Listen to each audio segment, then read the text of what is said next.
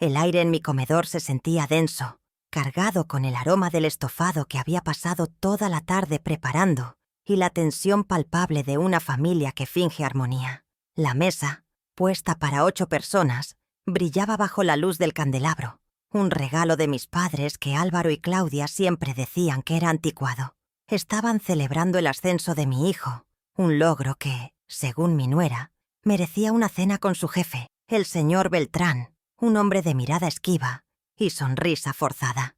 Yo observaba desde la cabecera, un trono silencioso en mi propia casa, notando cómo la mano de Claudia, enjollada con un anillo que yo sabía pagado a plazos con mi dinero, no dejaba de retocar su copa de vino. Cada gesto suyo era una actuación, una exhibición de estatus en un escenario que yo misma había construido con décadas de sacrificio silencioso. Claudia levantó su copa, sus labios rojos dibujando una sonrisa afilada que no llegaba a sus ojos. «Un brindis por Álvaro», proclamó, su voz cortando el murmullo educado de la conversación. «Por el hombre que ha llegado tan lejos gracias a su propio esfuerzo». Sentí una punzada helada, una mezcla de amargura e ironía. ¿Su propio esfuerzo? Recordé las noches de insomnio corrigiendo exámenes para pagar su matrícula universitaria. Los $45,000 que salieron de mis ahorros, un número que para ella no existía. Mi hijo, Álvaro, simplemente asintió, su mirada perdida en el reflejo del vino, evitando la mía. Él era un experto en el arte de la omisión conveniente, un rasgo que había perfeccionado bajo la tutela de su esposa. El señor Beltrán aplaudió con cortesía, ajeno al drama invisible que se representaba ante sus ojos. El postre fue servido, y los cumplidos vacíos llenaron el espacio entre los platos sucios. Fue entonces, mientras los invitados se removían en sus asientos, listos para el café, que Claudia fijó su mirada en una fuente de cerámica sobre el aparador. Contenía las sobras del almuerzo, un guiso sencillo que yo disfrutaba en mi soledad. Con un desdén que no se molestó en ocultar, apuntó hacia el recipiente. Su voz, falsamente dulce, resonó en el silencio expectante. «Mercedes, querida, no te quedes ahí parada. Anda y caliéntanos las sobras de ayer, que a ti no te importa comer recalentado, ¿verdad?» El comentario cayó como una piedra en un pozo, y las ondas de incomodidad se extendieron por la mesa, ahogando cualquier vestigio de celebración. Los rostros de los invitados se convirtieron en máscaras de cortesía tensa. El jefe de Álvaro tosió, un sonido seco y forzado, mientras su esposa examinaba con inusitado interés el patrón de su servilleta. Podía sentir sus miradas de reojo, la piedad mezclada con el juicio. Me veían como la anciana senil, la figura decorativa que ya no encajaba en el brillante futuro de su hijo. Mi nuera saboreaba su pequeña victoria, su poder afirmado en mi humillación pública. Álvaro, como siempre, permanecía en silencio, un espectador pasivo de su propia cobardía. Su inacción era más dolorosa que las palabras de ella, una traición silenciosa que se repetía una y otra vez. Pero esa noche, algo dentro de mí, algo que llevaba mucho tiempo dormido, comenzó a despertar. Me levanté lentamente, mis 72 años pesando en mis huesos, pero mi columna vertebral más recta que nunca. Mis manos, manchadas por la edad y el trabajo, se posaron sobre mi viejo libro de recetas, de tapa de cuero, que siempre mantenía cerca. Lo abrí con un gesto deliberado, como si buscara una instrucción. Por un fugaz instante, entre las páginas de postres y guisos, un papel amarillento y doblado con el sello del registro de la propiedad, quedó visible, un secreto guardado a plena vista. Nadie notó su verdadero significado, pero para mí era un ancla. Era la prueba tangible de que aquel escenario de mi humillación me pertenecía por completo. El libro no solo contenía recetas, sino la escritura original de la casa. Hice contacto visual con la esposa del señor Beltrán, una mujer de mi edad cuyo rostro reflejaba una comprensión silenciosa. Mantuve la mirada fija en ella mientras respondía a Claudia, mi voz un hilo de acero envuelto en seda, serena pero inquebrantable. «Claro, Claudia, en esta casa, cada uno recibe exactamente lo que merece». Las palabras flotaron en el aire, cargadas de un significado que solo yo entendía por completo. No era una promesa vacía, era una sentencia. La indignación que había contenido durante años no se manifestó en un grito, sino en una calma glacial, en la certeza fría de que el plato que yo estaba a punto de servir se disfrutaría lentamente y dejaría un sabor imborrable. Claudia parpadeó, desconcertada por mi respuesta. Esperaba lágrimas, sumisión, quizás un murmullo de protesta que pudiera aplastar con facilidad. No esperaba serenidad. No esperaba una afirmación que sonaba a desafío. Ella sonrió con condescendencia, creyendo haber ganado, y se volvió hacia sus invitados para reanudar la conversación. Pero una semilla de duda había sido plantada. Pude verlo en el ligero temblor de su mano al levantar la copa. Mi calma era una anomalía en su guión, una pieza que no encajaba. Mientras caminaba hacia la cocina, no para calentar las sobras, sino para empezar a trazar mi estrategia, supe que el equilibrio de poder en esa casa había comenzado a cambiar de forma irreversible. ¿Creían que mis años me habían robado el juicio? El eco de mis palabras se quedó suspendido en el comedor mucho después de que yo saliera. Cada uno recibe lo que merece. Era una declaración de intenciones, el prólogo de una lección que estaba a punto de impartir. No sería una lección de gritos ni de confrontaciones vulgares, sino de documentos, de números, de consecuencias frías y calculadas. Mi libro de recetas, aquel objeto que Claudia consideraba un vestigio de un pasado irrelevante, sería mi principal testigo.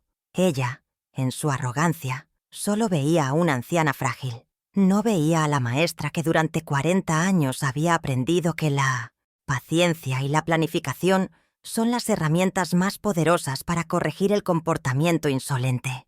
La cena de celebración de Álvaro había terminado, pero mi propia ceremonia estaba a punto de comenzar. Si esta historia ya te resuena, o conoces a alguien que ha vivido algo similar, cuéntame en los comentarios desde qué ciudad me estás viendo.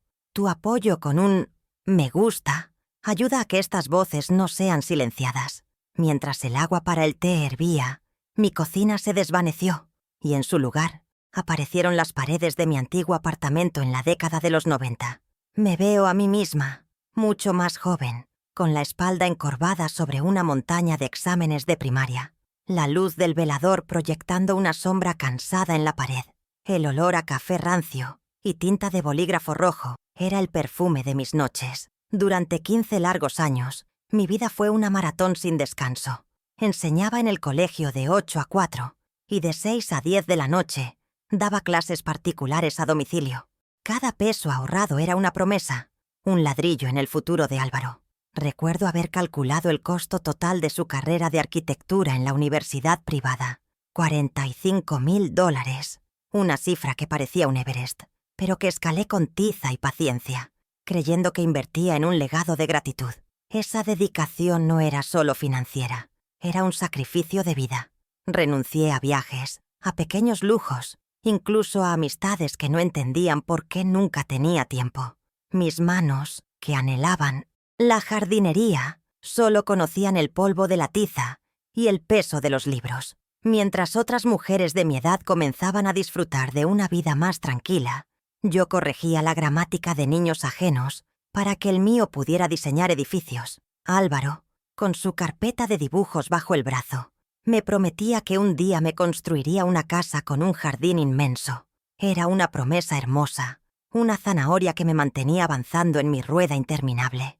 No me arrepentía del esfuerzo, pero sí de la ingenua creencia de que un título universitario venía acompañado, por defecto, de un corazón noble. Luego la memoria salta a 2010. Estoy en una notaría, el aire espeso con el olor a papel viejo y cera de sellar. Frente a mí, un documento que representaba el final de una era y supuestamente el comienzo de otra. Era el contrato de venta del terreno de mis padres en el valle, una herencia de 800 metros cuadrados de tierra fértil y recuerdos de infancia. Lo vendí por $120.000. Cada centavo destinado a la entrada de esta casa, la misma donde ahora me pedían calentar sobras. Recuerdo la expresión triste en mi rostro, reflejada en el cristal de la oficina del notario. Estaba desarraigando mi pasado para plantar el futuro de mi hijo. Álvaro y Claudia estaban a mi lado, sus manos sobre las mías, susurrando palabras de eterno agradecimiento. Qué baratas suenan ahora esas promesas. Ellos eligieron la casa. Por supuesto, un inmueble de 2 plantas en un barrio que, según Claudia, tenía el prestigio que la carrera de Álvaro merece. Yo solo pedí un pequeño cuarto en la planta baja y un rincón en el jardín para mis rosales. Acepté poner la propiedad a mi nombre, por cuestiones fiscales, una explicación vaga que en mi ceguera amorosa no cuestioné. Creía que estábamos construyendo un hogar familiar, un refugio para las generaciones venideras.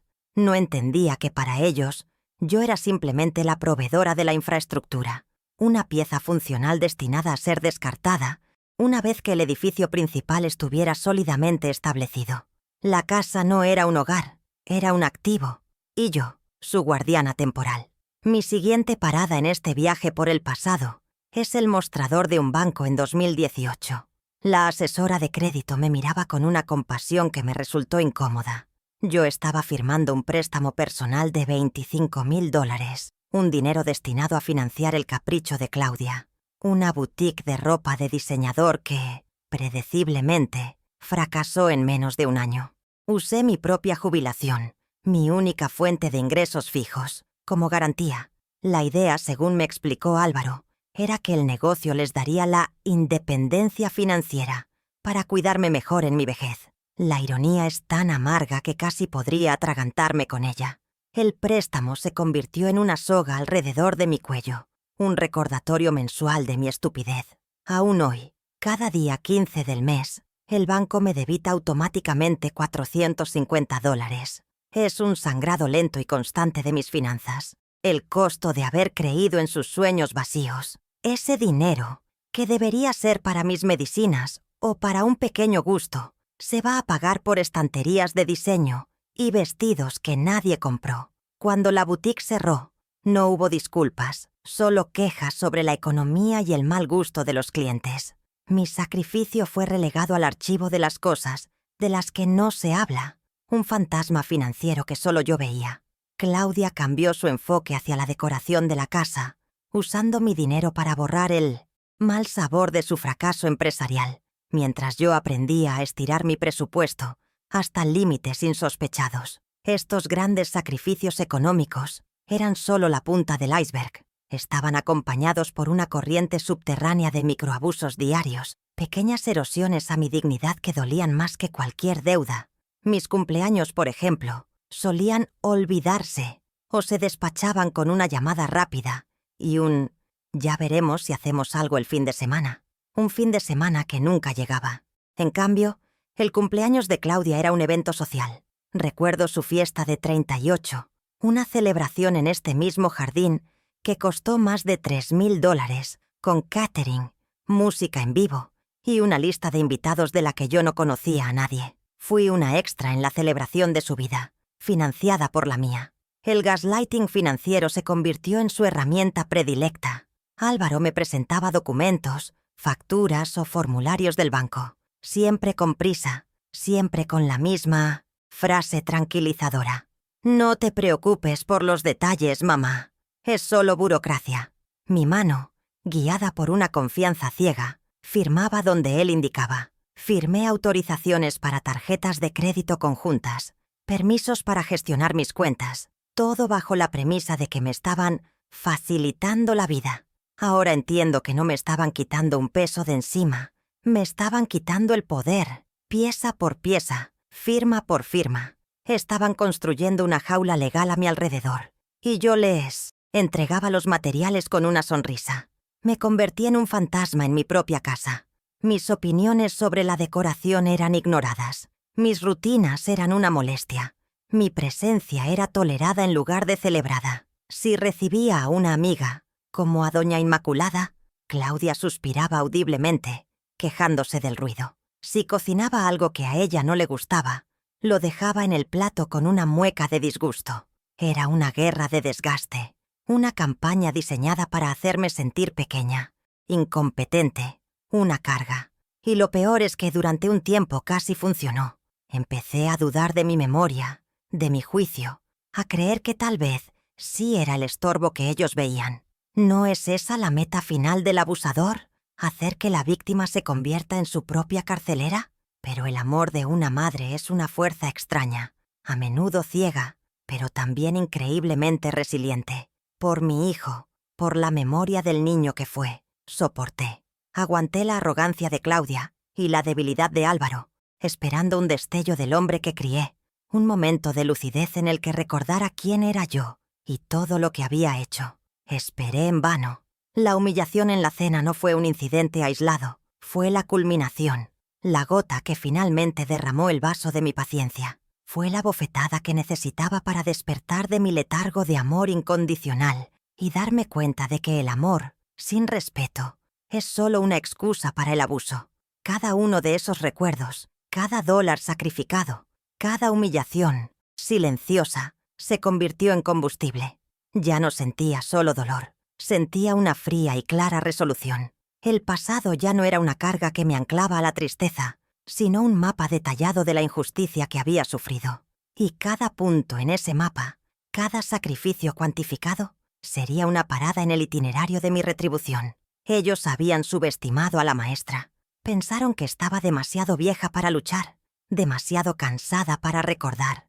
No sabían que he pasado toda mi vida guardando registros, documentando hechos y, sobre todo, preparando lecciones para aquellos que se niegan a aprender por las buenas. Así que, de pie en mi cocina, con el silbido del agua hirviendo como señal de partida, abrí el cajón donde guardaba mis viejas carpetas. No las de recetas, sino las de finanzas, las que contenían cada extracto bancario, cada contrato de préstamo, cada factura que había pagado en su nombre. El pasado no estaba muerto, ni siquiera era pasado. Estaba allí, en papel y tinta, esperando pacientemente a ser presentado como evidencia. La fase de duelo había terminado. La fase de planificación, mi especialidad, acababa de comenzar. Y yo sabía, con una certeza absoluta, que la lección final sería memorable. Mi primera parada fue el desván, un santuario de polvo y recuerdos donde el tiempo parecía haberse detenido.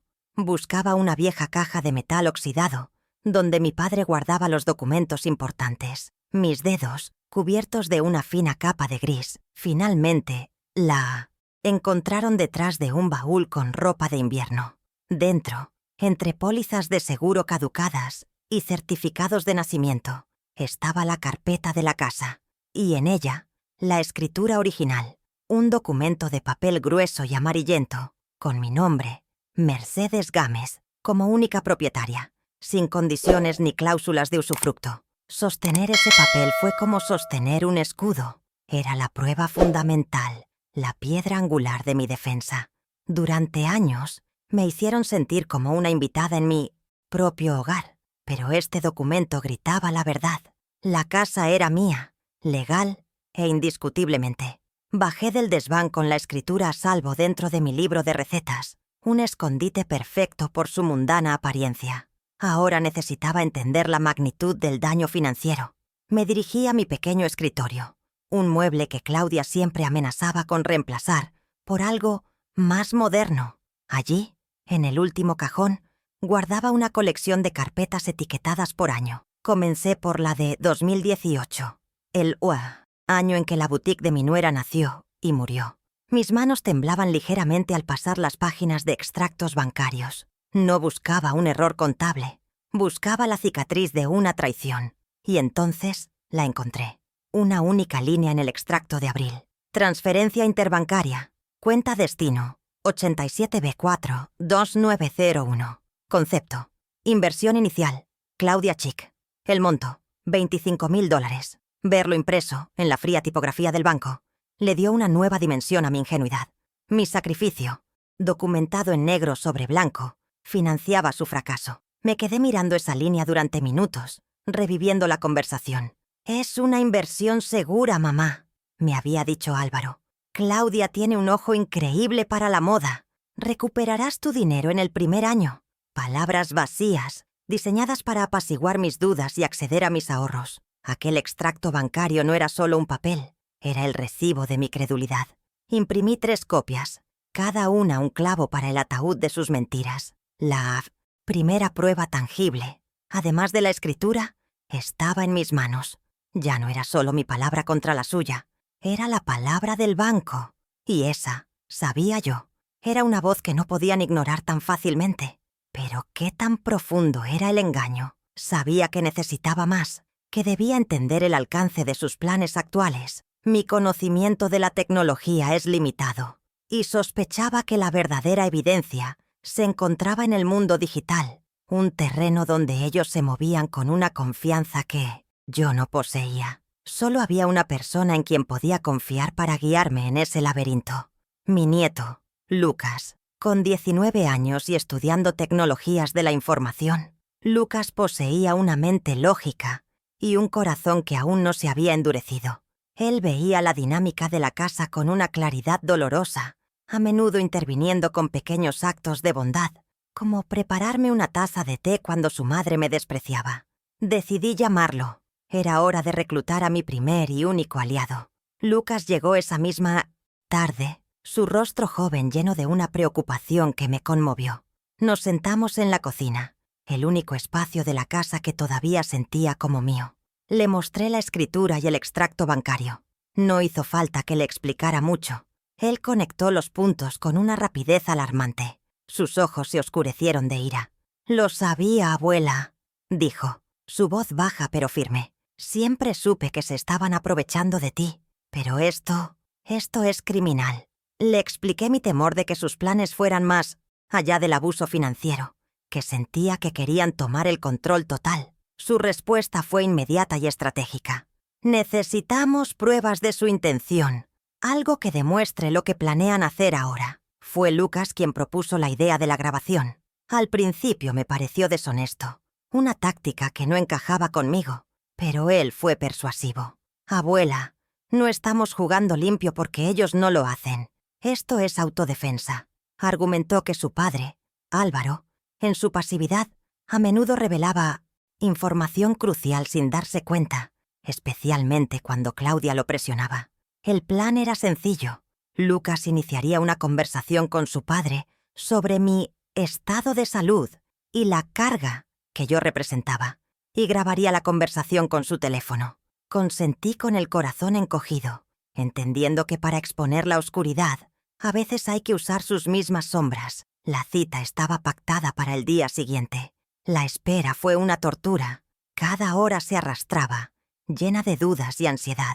¿Y si Álvaro no decía nada incriminatorio? ¿Y si Lucas era descubierto? Me senté en mi cuarto, fingiendo leer, pero mi mente estaba en la sala, donde mi nieto conversaba con mi hijo. Podía oír sus voces, un murmullo indistinto que subía por las escaleras.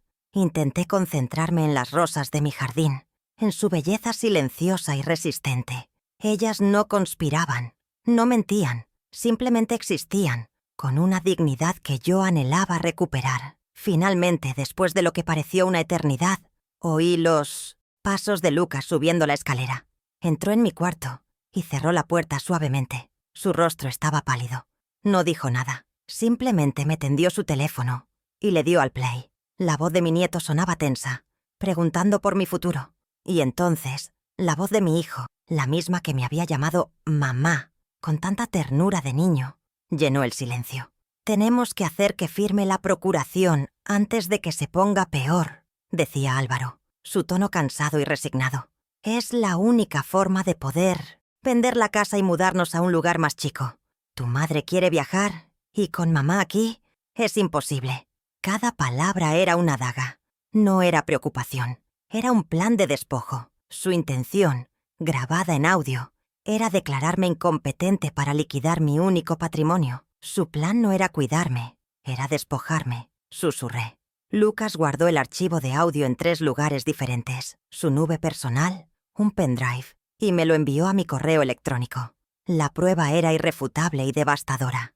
El dolor de oír a mi propio hijo planear mi ruina fue profundo, pero también extrañamente liberador. La última hebra de esperanza a la que me aferraba, la creencia en una bondad residual en él, se cortó. Ahora estaba libre de la carga de su amor. Solo quedaba la fría y dura tarea de la justicia. Con la escritura, el extracto y ahora la grabación, tenía un arsenal, pero Lucas sugirió que había una última capa de hipocresía por descubrir. Los gastos diarios, el pequeño goteo que se había convertido en una hemorragia. Déjame revisar la cuenta de la tarjeta de crédito conjunta, abuela, propuso Lucas. Papá siempre se queja de que no hay dinero. Veamos a dónde se va realmente. Me pidió la última factura en papel que tuviera. Con los datos de esa factura, pudo acceder al portal en línea del banco, un lugar que yo nunca había visitado. La pantalla de su laptop se llenó de números y nombres de tiendas. Al principio eran gastos mundanos: supermercado, gasolina, farmacia. Pero al desplazarse hacia abajo, el patrón cambió. Aparecieron nombres que yo apenas reconocía: Chanel, Louis Vuitton, Boutique Palacio. Eran compras hechas por Claudia, gastos extravagantes que no guardaban relación con nuestras necesidades. En un solo mes, el mismo mes en que me dijeron que no había presupuesto para arreglar la fuga del calentador de agua que me obligaba a ducharme con agua fría, Claudia había gastado más de $5,000 en bolsos de lujo. Lucas, con una habilidad impresionante, buscó los modelos en Internet y puso las imágenes de los productos junto a los cargos en la pantalla. Un bolso negro de Chanel de $3,200, un pañuelo de seda de Louis Vuitton de $800, zapatos de diseñador por $1,000. La evidencia era grotesca, una bofetada visual. Sus lujos se pagaban con mi necesidad, con mi incomodidad diaria. Era la prueba definitiva de su desprecio, de su total falta de empatía. «Imprímelo todo», le dije. Mi voz apenas un susurro. Cada factura, cada cargo, cada foto. Lucas trabajó en silencio y la impresora comenzó a escupir las páginas de su vanidad. Ver esas hojas apiladas sobre mi escritorio fue surrealista. Era la contabilidad de su avaricia, el diario de su egoísmo. ¿Cómo podían quejarse de falta de dinero mientras se adornaban con mi jubilación? ¿Cómo podía Álvaro permitirlo? Ver mi bienestar sacrificado por los caprichos de su esposa.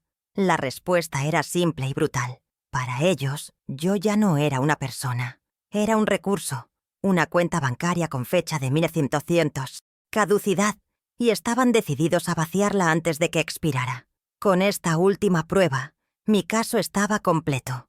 Tenía la evidencia patrimonial con la escritura, la evidencia del engaño financiero pasado con el extracto del préstamo, la evidencia de su intención maliciosa futura con la grabación de audio, y la evidencia de su hipocresía y abuso presentes con las facturas de la tarjeta de crédito.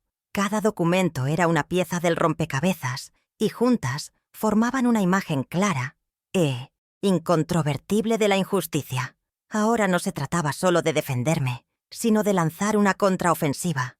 Mi casa, mis finanzas, mi futuro, todo estaba en juego. Pero por primera vez en mucho tiempo, no me sentía como una víctima, me sentía como una estratega. Le pedí a Lucas un último favor: que investigara discretamente la fecha del próximo gran evento social de Claudia. Sabía que a ella le encantaba ser el centro de atención y que su cumpleaños número 40 se acercaba. Una celebración así sería el escenario perfecto. Necesitaba un público, no por el drama, sino por la rendición de cuentas. La humillación que me infligió frente a un puñado de invitados sería devuelta frente a todo su círculo social. Quería que las mismas personas ante las que proyectaba una imagen de éxito y sofisticación fueran testigos de la verdad que se escondía debajo. La venganza, me di cuenta, no era un plato que se sirve frío, sino uno que se prepara con precisión de cirujano. Lucas confirmó mis sospechas. En 2 semanas Claudia planeaba una gran fiesta por su 40º cumpleaños en el jardín de mi casa. «Para impresionar a sus amigas», me había dicho Álvaro, como si fuera un honor para mí ceder mi espacio para su vanidad. La ironía era deliciosa. Ella misma estaba preparando el escenario para su propia caída. Estaba enviando las invitaciones a los testigos de su juicio. ¿Podría haber un mejor regalo de cumpleaños que una dosis masiva de realidad? Comencé a organizar mis pruebas en una carpeta, cada una con una etiqueta clara: escritura, préstamo, grabación, lujos. Mi arsenal estaba listo. Mientras trabajaba, me invadió una extraña calma. El miedo y la tristeza habían sido reemplazados por una claridad de propósito. Ya no lloraba por el hijo que había perdido, sino que me preparaba para lidiar con el hombre en el que se había convertido. Mi formación como maestra me había enseñado que la mejor manera de manejar a un bully no es encogerse, sino enfrentarlo con hechos y consecuencias. Y Claudia, con toda su sofisticación artificial, no era más que una bully de patio de colegio. Su poder residía en mi silencio, en mi sumisión. Pero yo estaba a punto de romper ese silencio. No con un grito, sino con el susurro devastador del papel. Miré a mi nieto, que estaba creando una presentación en su tablet, mostrando las facturas de una manera visualmente impactante. En él veía la decencia y la lealtad que su padre había perdido. «Gracias, Lucas», le dije, poniendo mi mano sobre la suya. «Nunca olvidaré esto». Él me sonrió, una sonrisa triste pero decidida. «Haría cualquier cosa por ti, abuela. Es hora de que alguien te defienda». Pero yo sabía que esto era algo que debía hacer por mí misma. Él me había proporcionado las armas, pero la batalla final tenía que ser mía. La dignidad no es algo que te puedan devolver, es algo que reclamas. Cada una de estas pruebas tenía una implicación práctica. La escritura me permitiría iniciar acciones legales para desalojarlos si fuera necesario. El extracto del préstamo anulaba cualquier argumento de que yo era una carga financiera. Por el contrario, demostraba que yo era su sostén. La grabación de audio era la prueba de su dolo, de su intención de cometer un fraude. Y las facturas delatarían su carácter, exponiendo su moralidad hueca ante su círculo social. No eran solo papeles, eran llaves que cerrarían puertas y abrirían otras. Y la primera puerta que planeaba cerrar era la de mi casa. Durante los días siguientes, me moví por la casa como una espía en territorio enemigo. Observaba a Claudia planificar su fiesta, delegando tareas, eligiendo colores y menús, completamente ajena a la tormenta que se gestaba bajo su nariz. Su arrogancia era mi mejor aliada. Me trataba con la misma displicencia de siempre, a veces incluso ignorando mi presencia por completo. Cada desaire, cada mirada de desdén, solo servía para afilar mi resolución. Dejé que construyera su escenario, que invitara a su público. Yo me encargaría del guión y del acto final. Una tarde, mientras regaba mis rosales, doña Inmaculada, mi vecina y amiga de toda la vida, se asomó por encima de la cerca. «¿Todo bien, Mercedes? Te veo diferente», comentó, sus ojos agudos no perdiendo detalle. Le sonreí, una sonrisa genuina por primera vez en mucho tiempo. «Estoy podando las ramas secas, Inmaculada», le respondí. «A veces, para que un rosal florezca con fuerza, hay que cortar lo que le está robando la vida». Ella asintió lentamente, comprendiendo que no hablaba solo de jardinería. Su presencia me recordó que no estaba completamente sola, que había testigos silenciosos de mi larga y paciente resistencia. Finalmente, el día antes de la fiesta, revisé mi carpeta una última vez. Todo estaba en orden. La escritura en un sobre protector, las copias de los extractos bancarios, el archivo de audio listo en un pequeño altavoz Bluetooth que Lucas me había enseñado a usar, la presentación de las facturas de la tarjeta de crédito cargada en una tablet. Cada prueba tenía su momento asignado en la secuencia que había planeado. El guión estaba memorizado, no en mi mente, sino en mi corazón. Mañana no sería la anfitriona silenciosa de la fiesta de Claudia. Sería la directora de una obra cuyo título aún no conocían, La Recuperación.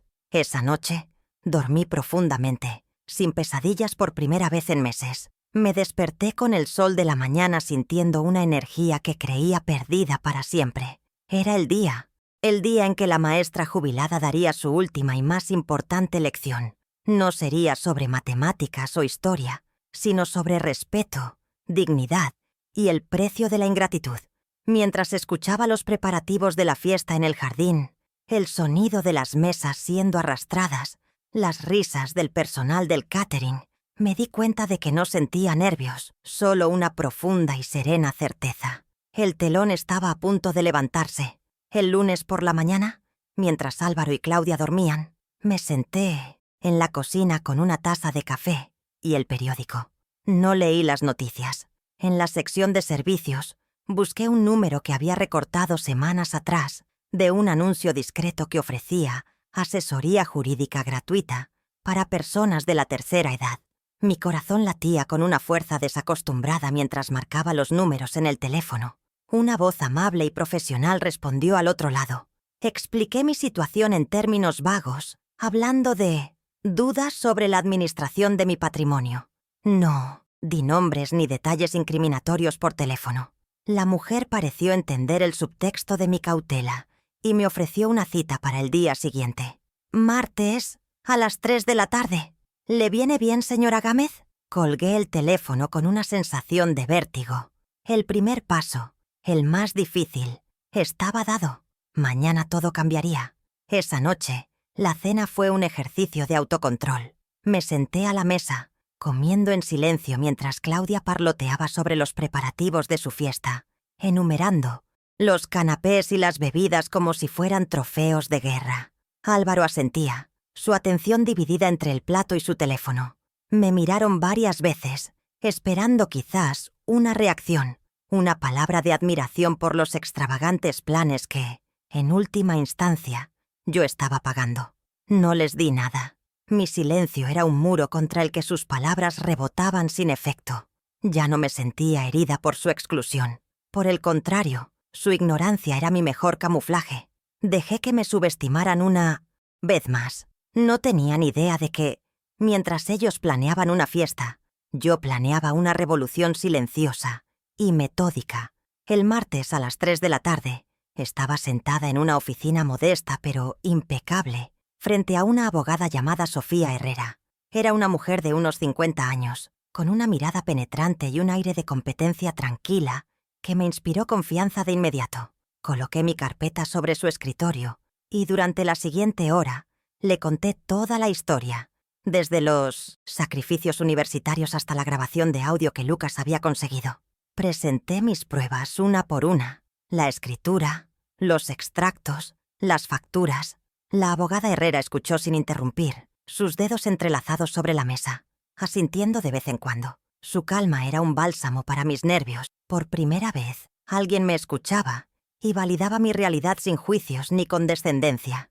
Cuando terminé, la abogada Herrera se tomó un momento antes de hablar. «Señora Gámez», dijo, finalmente su voz firme y clara, «usted no es una víctima, es una sobreviviente de abuso financiero y psicológico, y tiene un caso extraordinariamente sólido».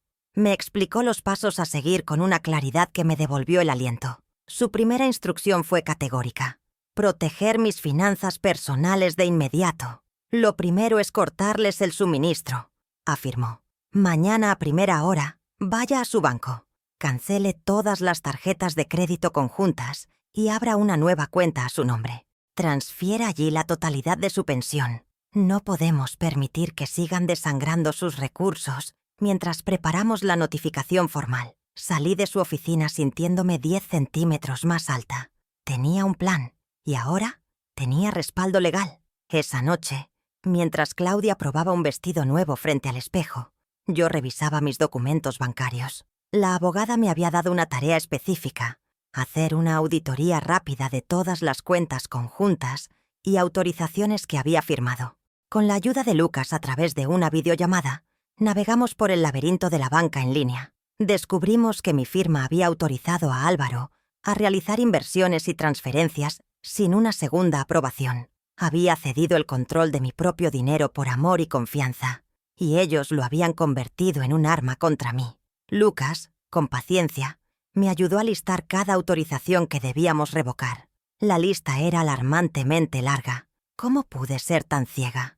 La pregunta retumbaba en mi cabeza, pero la aparté. No era tiempo para la autocompasión, sino para la acción decidida. El miércoles por la mañana me vestí con mi mejor traje, uno que no había usado en años. Me sentía como una general preparándose para una batalla crucial. Llegué al banco a las 9 en punto, justo cuando abrían las puertas. El gerente, un hombre que me conocía de toda la vida, me recibió con una sonrisa. Mi petición lo sorprendió. «Mercedes, ¿estás segura? ¿Cancelar la tarjeta con Álvaro?» Asentí. Mi expresión no dejaba lugar a dudas. «Completamente segura, señor Méndez. Y quiero abrir una nueva cuenta, solo a mi nombre, y programar la transferencia automática del 90% de mi pensión cada mes». No di explicaciones. No tenía por qué. El 10% restante lo dejaría en la cuenta antigua temporalmente. Una pequeña carnada para no levantar sospechas inmediatas. El proceso tomó casi 1 hora. Firmé papeles, elegí una nueva tarjeta, establecí nuevas contraseñas. Cada firma era una declaración de independencia. Con cada rúbrica, sentía que recuperaba un trozo de mi vida que me habían arrebatado. Al cancelar la tarjeta de crédito conjunta, el empleado me informó que había un saldo pendiente de casi $6,000, la mayoría de los cuales correspondían a los gastos de Claudia del último mes. El saldo se dividirá, me aseguró, pero yo sabía que la responsabilidad moral de esa deuda no era mía. Al salir del banco con mi nueva tarjeta en la cartera, sentí el sol en mi rostro de una manera diferente. Era el calor de la libertad recuperada. La primera fase de mi plan, la contención financiera, estaba completa. Los siguientes días fueron una extraña calma antes de la tormenta. Mantuve mi rutina, actuando con la mayor normalidad posible. Ayudaba con tareas menores de la casa, sonreía en los momentos adecuados y evitaba cualquier tipo de confrontación. Mi nueva serenidad parecía desconcertarlos. Claudia esperaba que yo estuviera resentida por el incidente de la cena, pero en cambio me encontraba tranquila, casi distante. Mi pasividad, que antes era una señal de sumisión, ahora era una táctica de ocultamiento. Ellos interpretaban mi calma como resignación, como la aceptación final de mi lugar subordinado. ¡Qué equivocados estaban! Mi mente estaba afilada, repasando cada detalle del plan para la fiesta del sábado. Hablaba con la abogada Herrera todos los días por la tarde. Cuando salía a caminar, le informaba de mis progresos y ella me daba instrucciones. Preparó una notificación extrajudicial de rescisión del comodato, un documento legal que les daría 30 días para desalojar mi propiedad. «Se la entregaremos el día de la fiesta», me aconsejó. «El impacto público maximizará el efecto y minimizará la probabilidad de una escena violenta. No se atreverán a reaccionar agresivamente frente a sus amigos». Era una estrategia brillante, utilizando la obsesión de Claudia por las apariencias como una herramienta en su contra. La jaula de la opinión pública, en la que tantas veces me sentí atrapada, ahora serviría para contenerlos a ellos. Lucas fue mi cómplice indispensable en la preparación técnica. Me enseñó a manejar el pequeño pero potente altavoz Bluetooth, practicando cómo conectar mi teléfono y reproducir la grabación de audio con un solo toque. También preparó una presentación visualmente impecable en una tablet, mostrando las facturas de la tarjeta de crédito con las fotos de los artículos de lujo al lado. «El impacto visual es clave, abuela», me explicó. «La gente necesita ver la evidencia, no solo oír hablar de ella». Tenía razón. No bastaba con decir la verdad. Tenía que hacerla ineludible, imposible de negar o de malinterpretar. La tecnología, que antes me intimidaba, ahora se había convertido en mi aliada más poderosa. Cada paso que daba era discreto, ejecutado en las sombras de su arrogancia. El miércoles por la tarde, mientras Claudia estaba en la peluquería, recibí por mensajería un paquete de la abogada. Contenía la notificación de desalojo en una elegante carpeta timbrada. La guardé en el mismo escondite que la escritura. Mi libro de recetas. Ese libro se estaba convirtiendo en el archivo de mi liberación. Un objeto que ellos despreciaban por considerarlo un símbolo de mi anticuado mundo doméstico. Ahora contenía las herramientas legales que desmantelarían el suyo. ¿No era poético? Usar el símbolo de mi servidumbre para ejecutar mi emancipación. El jueves me dediqué a mi jardín con una atención casi ceremonial. Podé los rosales, arranqué las malas hierbas y aboné la tierra. El trabajo físico me ayudaba a mantener la mente clara y el espíritu centrado.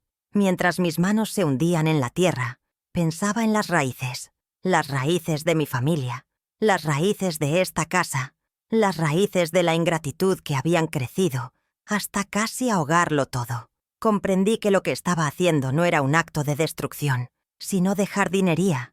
Estaba cortando las ramas podridas para salvar al árbol. Para que algo nuevo y sano pudiera crecer, lo viejo y enfermo debía ser eliminado sin piedad. El viernes, un día antes de la fiesta, una pequeña crisis amenazó con descarrilar mi plan. La tarjeta de crédito de Claudia fue rechazada en la floristería.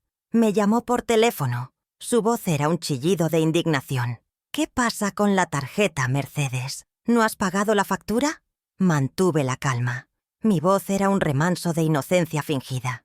«No lo sé, querida. Quizás deberías llamar al banco. A mí me funciona perfectamente la mía».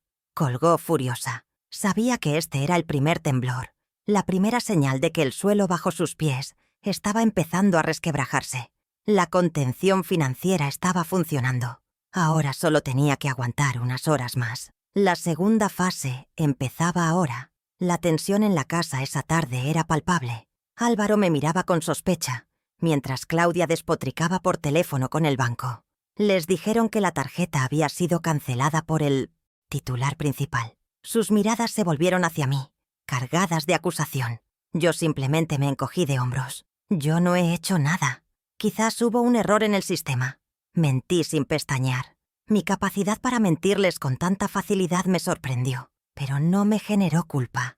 Había aprendido de los mejores. Durante años, ellos me habían mentido sobre las finanzas, sobre sus intenciones, sobre su supuesto afecto. Yo solo les estaba devolviendo el favor. El sábado llegó, el día del juicio. Final. La casa se llenó de actividad desde temprano. El servicio de catering transformaba mi jardín en un salón de fiestas al aire libre, con luces, mesas vestidas de lino blanco y un pequeño escenario para un músico.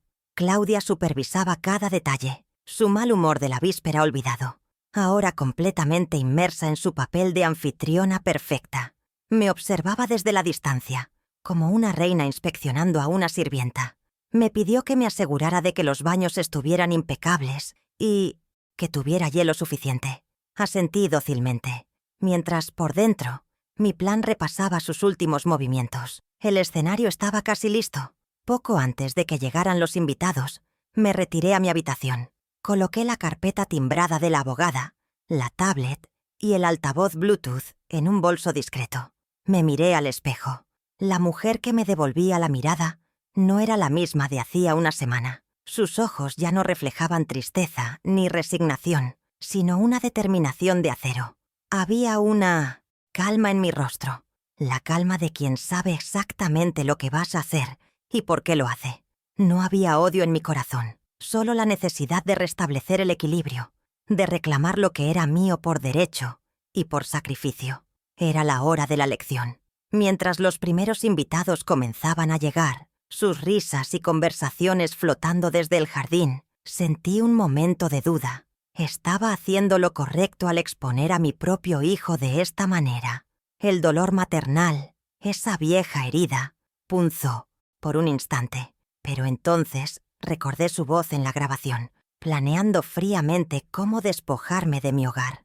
Recordé la humillación de las obras, los años de desprecio silencioso, y la duda se evaporó, reemplazada por una resolución inquebrantable. Esto no era una venganza contra mi hijo, era un acto de supervivencia para mí misma. A veces, el amor más grande que una madre puede enseñar es el de las consecuencias.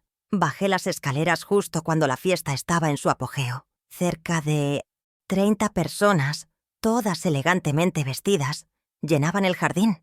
Eran el círculo íntimo de Claudia y Álvaro, el público ante el cual representaban su farsa de éxito. Me moví entre ellos, una figura casi invisible, una anciana en su propia casa. Nadie me prestó especial atención, y eso era exactamente lo que quería. Me posicioné cerca de la mesa del pastel, un lugar central desde donde podría dirigirme a todos. Mi bolso, con su carga de verdad, pesaba en mi hombro como el mazo de un juez. Vi a mi nieto Lucas cerca del sistema de sonido, dándome un discreto pulgar hacia arriba. Él estaba allí para apoyarme, para asegurarse de que la parte técnica funcionara sin problemas. Su presencia era mi ancla. En medio de ese mar de caras desconocidas y sonrisas falsas, él era mi faro de lealtad. Miré a Claudia, que reía a carcajadas con un grupo de amigas, sosteniendo una copa de champán, la reina de un reino construido sobre cimientos de mentiras. «Disfruta tu momento», pensé, porque el castillo de naipes está a punto de derrumbarse.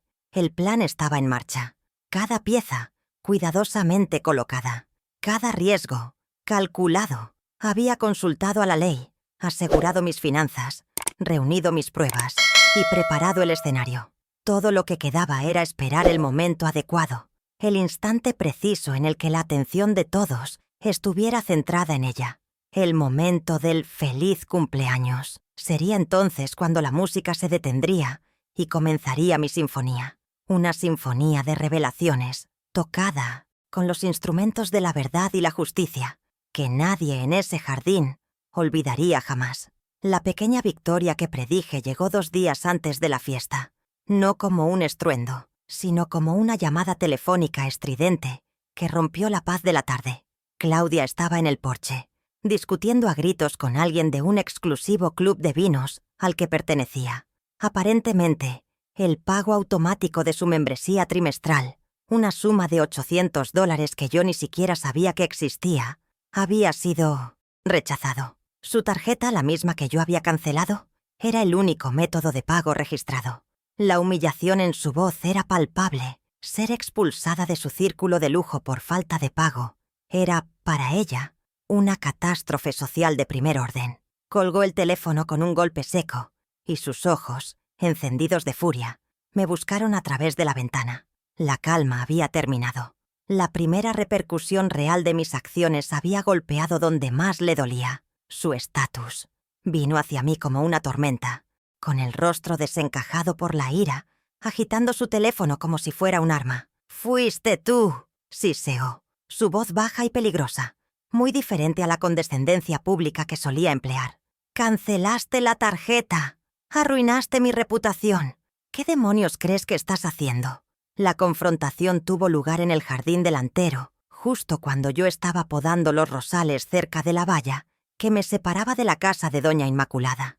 Mi vecina, que estaba regando sus petunias, se detuvo, convirtiéndose en la testigo silenciosa que yo no había planeado, pero que el destino, convenientemente, me proporcionaba. La máscara de Claudia había caído, revelando la furia cruda que se escondía debajo de su fachada de sofisticación. Era la primera vez que me enfrentaba con tanta hostilidad directa. En lugar de encogerme, me erguí, dejando las tijeras de podar sobre un banco de piedra. La miré directamente a los ojos, sin miedo, sin ira, solo con una calma inquebrantable. «Lo que haga con mis finanzas, Claudia, es asunto mío», respondí, mi voz clara y firme resonando en el silencio del jardín. «Mi cuenta bancaria y mi pensión me pertenecen. Te sugiero que te acostumbres a gestionar tus propios lujos con tu propio dinero. Quizás es hora de que revises tus prioridades en lugar de mi estado de cuenta». Mi respuesta, desprovista de emoción pero cargada de una finalidad absoluta, la dejó sin palabras. Doña Inmaculada, al otro lado de la cerca, levantó una ceja, su expresión una mezcla de sorpresa y aprobación. Había ganado esta escaramuza. Claudia se quedó boquiabierta, su rostro pasando del rojo de la furia al blanco de la incredulidad. Estaba acostumbrada a que yo me disculpara, a que cediera, a que buscara la paz a cualquier costo. No estaba preparada para encontrar una puerta cerrada, una frontera claramente definida. Tartamudeó, buscando una réplica, pero no encontró ninguna. Por primera vez, su arsenal de intimidación y desprecio era inútil. Se dio la vuelta y entró a la casa dando un portazo, un acto infantil que delataba su impotencia. El poder había cambiado de manos, no de forma definitiva, pero sí de manera perceptible. Yo había probado que podía y quería defenderme.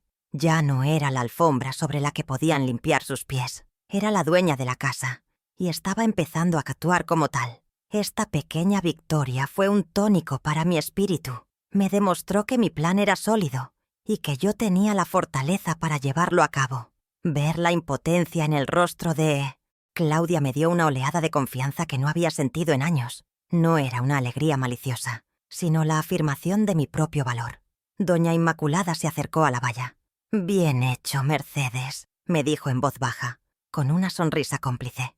Ya era hora. Su validación, el simple reconocimiento de una extraña, me fortaleció aún más. Sin embargo, también sabía que este triunfo intermedio era peligroso. Había revelado una parte de mi nueva estrategia, alertando al enemigo. La batalla final sería sin duda, mucho más intensa. Efectivamente, esa noche la atmósfera en la casa se volvió gélida, casi irrespirable. Pude escuchar a Claudia y Álvaro discutiendo acaloradamente en su habitación. La voz de ella era un torrente de acusaciones y pánico, mientras que la de él era un murmullo conciliador y débil. Ella, sin duda, le estaba exigiendo que hiciera algo, que me pusiera en mi lugar. Este revés no la había hecho reflexionar. Al contrario, había avivado su desesperación por demostrar su poder y control. La fiesta de cumpleaños ya no era solo una celebración. Se había convertido en un campo de batalla donde ella necesitaba, a toda costa, reafirmar su dominio sobre mí y ante su círculo social. Estaba acorralada, y un animal acorralado es siempre el más peligroso. Comprendí entonces que mi victoria no había resuelto nada. Simplemente había acelerado la inevitable colisión. Había ganado una batalla, pero la guerra por mi dignidad y mi patrimonio estaba lejos de 100% terminar. Ahora ellos sabían que yo era capaz de actuar. Probablemente intentarían alguna nueva táctica, quizás adelantar su plan de conseguir la procuración, creyendo que mi comportamiento era una señal de mi inestabilidad. Tenía que estar más alerta que nunca. Mi calma externa debía ser mi escudo, mientras por dentro mi mente trabajaba febrilmente, ajustando los detalles del enfrentamiento final a la luz de este nuevo desarrollo. La tensión había aumentado exponencialmente. La fiesta de El Sontirpost sábado ya no era solo el escenario de mi plan. Ahora era una confrontación a la que ambos bandos llegarían preparados. Ellos, con su desesperación por mantener las apariencias. Yo, con mi carpeta llena de verdades irrefutables. El revés intermedio había servido para trazar una línea indeleble en la arena. Ya no había vuelta atrás. La humillación pública que yo había planeado para ella ahora se sentía menos como un acto de venganza y más como una inevitable consecuencia de sus propias acciones. El telón para el acto final se levantaría sobre un escenario mucho más tenso y volátil de lo que había imaginado. Y yo, por mi parte, estaba lista para mi papel protagónico.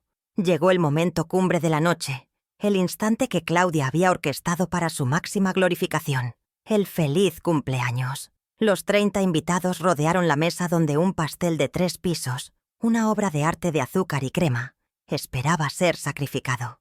Las luces del jardín se atenuaron, y las velas, un números 40 en dorado brillante, fueron encendidas. Todos comenzaron a cantar, sus voces formando un coro de adulación. Claudia, de pie en el centro de la atención, sonreía, una visión de éxito y felicidad fabricada. Álvaro estaba a su lado, con el brazo alrededor de su cintura, desempeñando su papel de esposo devoto. Observé la escena desde mi posición estratégica, mi bolso en la mano, mi corazón latiendo con un ritmo firme y sereno. El telón estaba a punto de levantarse para el verdadero espectáculo. Cuando la última nota de la canción se desvaneció y los aplausos estallaron, justo antes de que Claudia soplara las velas, levanté mi mano. «Si me permiten», dije. Mi voz no era fuerte, pero sí lo suficientemente clara como para cortar el murmullo festivo. «Me gustaría decir unas palabras en honor a mi nuera». Un silencio expectante se apoderó del jardín.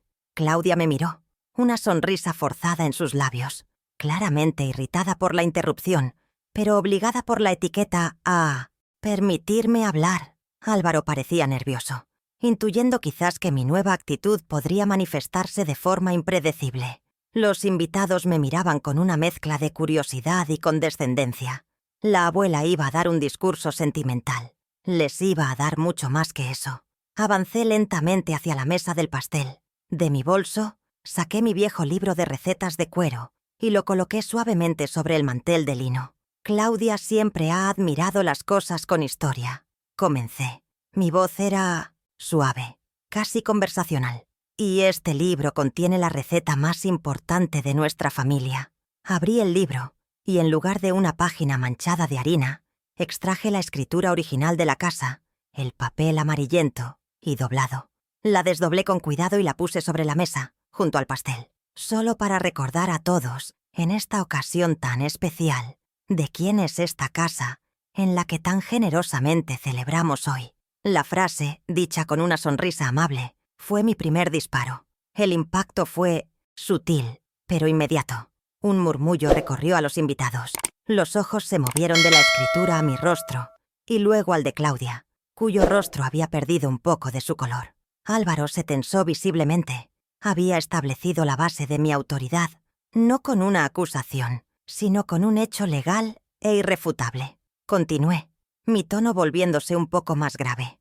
Mi hijo Álvaro y mi nuera Claudia se han preocupado mucho por mi salud últimamente, dije, mirando directamente a mi hijo.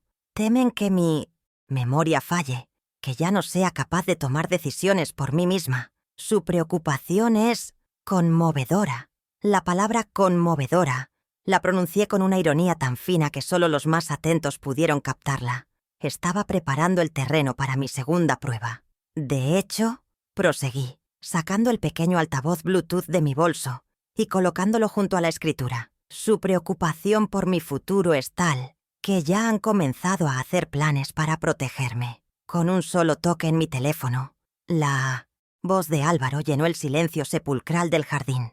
Tenemos que hacer que firme la procuración antes de que se ponga peor. Es la única forma de poder vender la casa. La grabación continuó por unos segundos más, cada palabra una pala de tierra sobre la tumba de su reputación. Cuando la detuve, el silencio era tan profundo que podía oír el zumbido de las luces del jardín. Nadie se movía, nadie respiraba.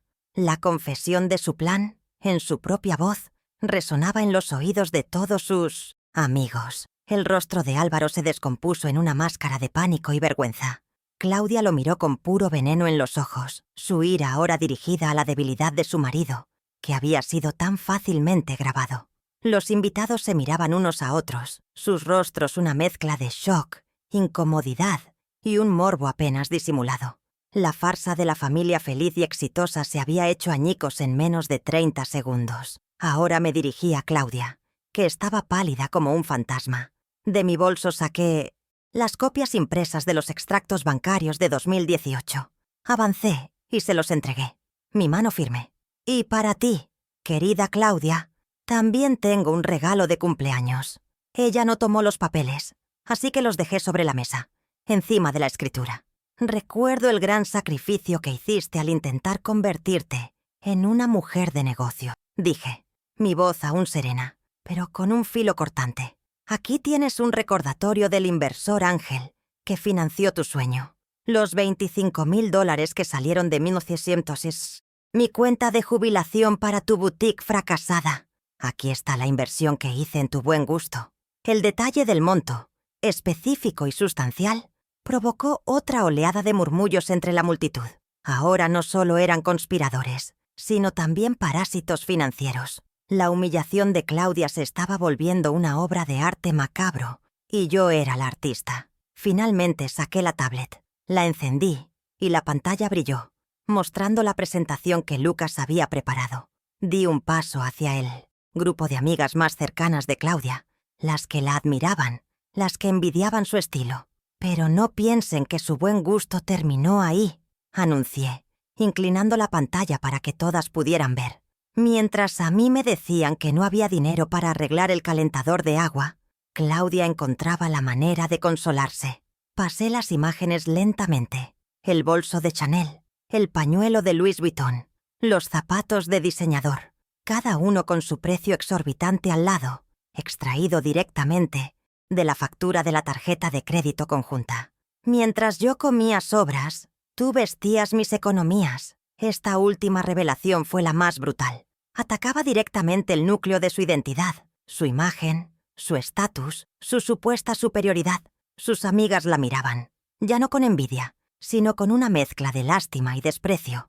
La ropa y los accesorios que antes admiraban ahora parecían disfraces baratos, comprados con el dinero de una anciana a la que maltrataban. La humillación de Claudia era completa, pública e imborrable. Había sido despojada de su armadura de prestigio frente a la misma audiencia que había cultivado con tanto esmero. Se quedó allí, temblando, sin una palabra que decir, expuesta bajo las luces de su propia fiesta. Ahora era el momento de las consecuencias, la parte del plan que no era negociable. Miré a Álvaro, que intentaba balbucear una excusa. «No hay nada que decir, Álvaro». Lo interrumpí con una calma lapidaria. «Solo hay cosas que hacer». Mi primera declaración fue financiera.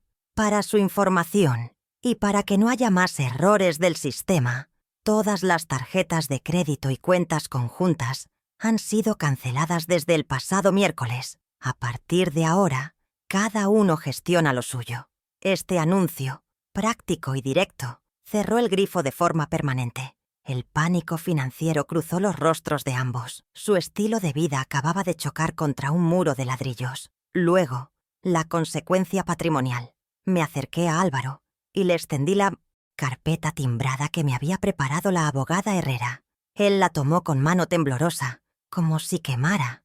«Esto», expliqué a la audiencia silenciosa, «es una notificación extrajudicial de rescisión de comodato. Significa que mi generosidad de permitirles vivir en mi casa ha terminado. Tienen, según la ley, 30 días para desocupar la propiedad». Un jadeo colectivo recorrió a los invitados. No solo les cortaba el dinero, los estaba echando. La incredulidad en el rostro de mi hijo fue casi patética. Parecía un niño al que le acababan de decir que la Navidad se había cancelado para siempre. Finalmente, la consecuencia simbólica, la que sellaría mi recuperación del control. Hice una seña a Lucas, que se había mantenido al margen, observando todo. Se acercó con su teléfono en la mano. «Lucas, por favor», le pedí, mi voz resonando con una nueva autoridad. «Cambia la contraseña del Wi-Fi de la casa. La nueva contraseña seré yo quien la gestione». Este acto tan moderno y aparentemente trivial fue devastador. En la era digital, controlar el acceso a Internet es controlar el hogar. Al pedirle a Lucas que lo hiciera frente a todos, no solo reafirmaba mi dominio sobre la propiedad, sino que también los desconectaba, literal y figuradamente, del mundo que habían construido a mis expensas. Era el punto final. Los invitados comenzaron a dispersarse, murmurando excusas, ansiosos por escapar de la escena de una carnicería social. No querían ser vistos tomando partido, pero sus miradas me decían que yo había ganado. Algunos incluso me dirigieron un asentimiento casi imperceptible de respeto. El campo de batalla se fue vaciando, dejando solo a los protagonistas del drama. Claudia, finalmente, rompió su silencio, pero no fue con una disculpa, sino con un sollozo ahogado de rabia y autocompasión. Se cubrió el rostro con las manos y huyó hacia el interior de la casa. Su castillo se había derrumbado y la reina estaba en ruinas. Álvaro se quedó paralizado, sosteniendo la notificación de desalojo. Me miró, y por primera vez en años, vi en sus ojos algo más que indiferencia. Vi miedo. Vio a su madre, no como un recurso o una carga, sino como una fuerza con la que no había contado. «Mamá, ¿por qué?», susurró. La pregunta más estúpida que podría haber hecho. No le respondí. No había nada que explicar. Mi respuesta estaba en la escritura sobre la mesa, en la grabación silenciada, en las facturas que detallaban su codicia. Mi respuesta era el resultado de años de su propia negligencia y abuso. Él mismo había escrito este final. Recogí mis cosas de la mesa. La escritura, la tablet, el altavoz. Dejé los extractos del préstamo y las facturas de los lujos. Eran mis regalos de despedida para ellos, un recuerdo permanente de su carácter. Pasé junto a mi hijo sin mirarlo. 30 días, Álvaro, le recordé con voz neutra. Te sugiero que empieces a empacar. No habrá prórroga. Cada palabra era un ladrillo en el nuevo muro que estaba construyendo a mi alrededor. Un muro de límites claros e innegociables. La lección había sido impartida y las consecuencias irrevocables. Me dirigí hacia el interior de la casa, mi casa, sintiendo cómo el peso de años de opresión se levantaba de mis hombros. Escuché el portazo de la puerta principal cuando el último invitado se marchó. El silencio que quedó no era incómodo. Era limpio. Era el sonido de un espacio siendo purificado, de un capítulo cerrándose para siempre. La música se había detenido. La fiesta había terminado.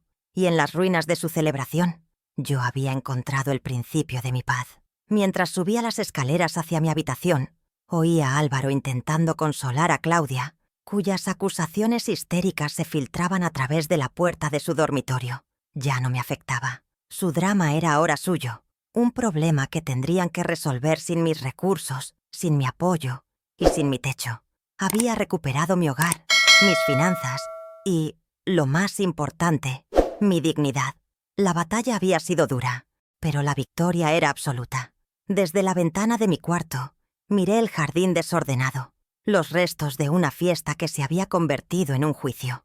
Las velas del pastel se habían consumido, dejando pequeñas hebras de humo que se elevaban hacia el cielo nocturno. Soplé suavemente contra el cristal, como si apagara la última vela de mi vida anterior, una vida de sacrificio no reconocido y de amor no correspondido.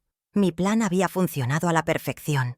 Cada paso calculado había dado su fruto. La combinación de pruebas irrefutables y la exposición pública los había desarmado por completo. Sabía que intentarían reaccionar, quizás con súplicas o amenazas en los días venideros, pero ya no importaba. Yo tenía el control, la ley de mi lado y, lo más crucial, la determinación de no volver a ceder ni un centímetro de mi recién recuperada soberanía. Cerré las cortinas y el caos del jardín desapareció. En el silencio de mi habitación, me permití una pequeña y serena sonrisa.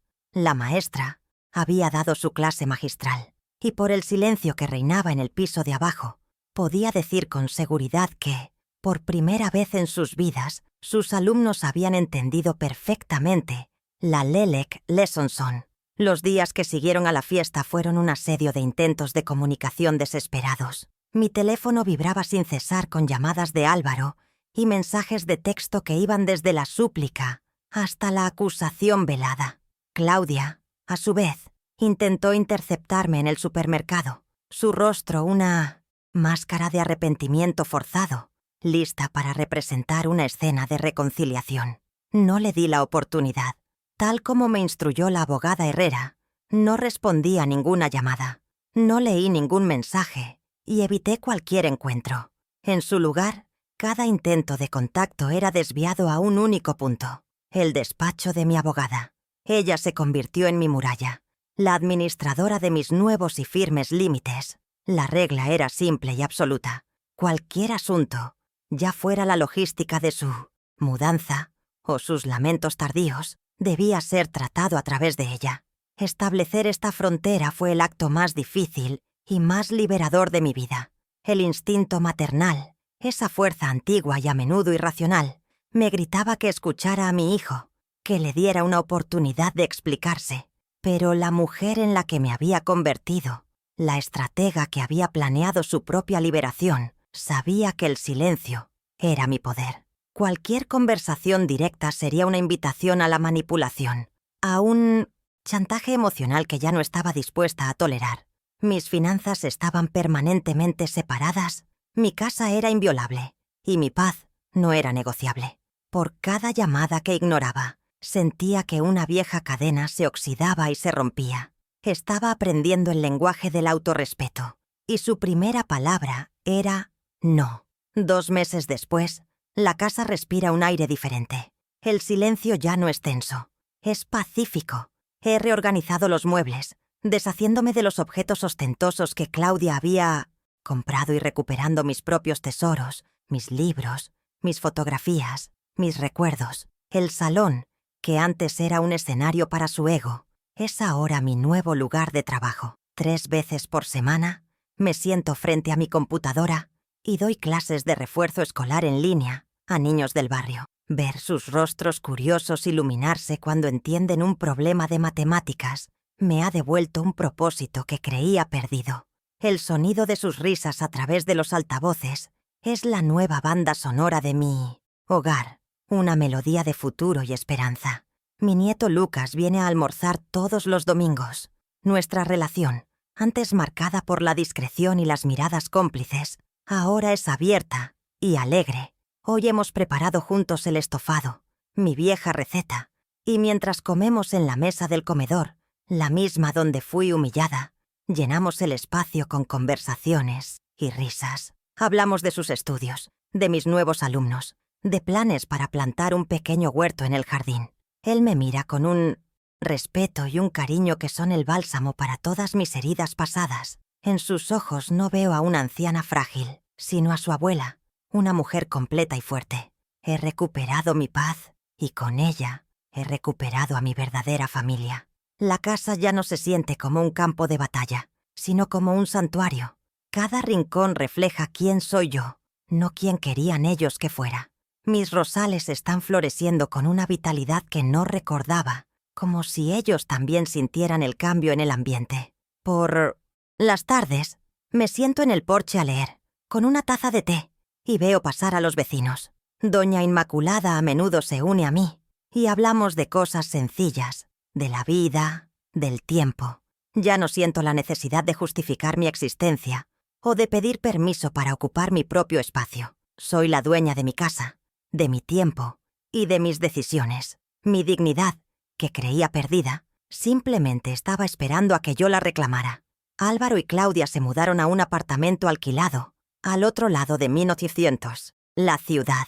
Según me cuenta Lucas, les está costando adaptarse a una vida sin mis subsidios. Álvaro ha tenido que tomar un segundo empleo y Claudia, por primera vez en su vida, está buscando trabajo. No siento alegría por sus dificultades, pero tampoco siento pena. Siento la serena satisfacción de la justicia natural. Sus consecuencias son el resultado directo de sus elecciones. Una lección que la vida, finalmente, les está obligando a aprender por sí mismos. Les he dado la última y más valiosa herencia, la oportunidad de construir algo por su propio esfuerzo, lejos de mi sombra protectora.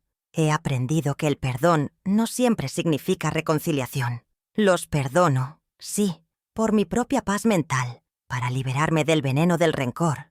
Pero el perdón no implica restaurar el acceso a mi vida.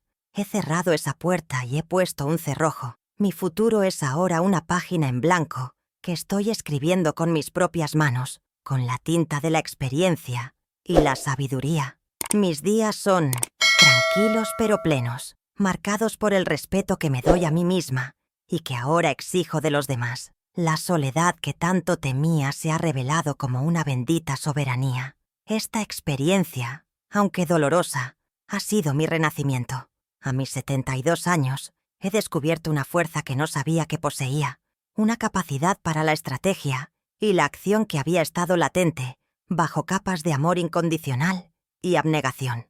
Mi historia no es una de venganza, sino de reequilibrio.